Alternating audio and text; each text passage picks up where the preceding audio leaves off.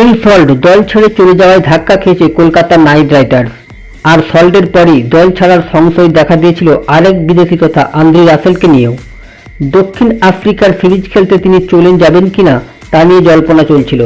অবশেষে জানা গিয়েছে দল ছাড়ছেন না আন্দ্রে রাসেল। আইপিএল শেষ না হওয়া পর্যন্ত কেকেআরের হয়েই খেলবেন ক্যারিবিয়ান এই অলরাউন্ডার।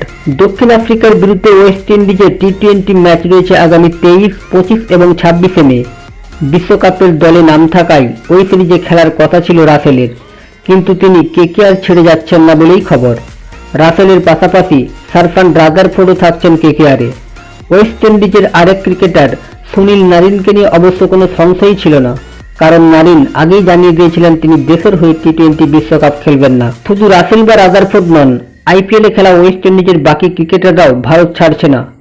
অর্থাৎ রাজস্থান রয়্যালসে থেকে যাবে রামমোহন পল, সিমরন হেটমায়াররা। রয়্যাল চ্যালেঞ্জার্স বেঙ্গালুরু পাবে আলজারি জোসেফকে।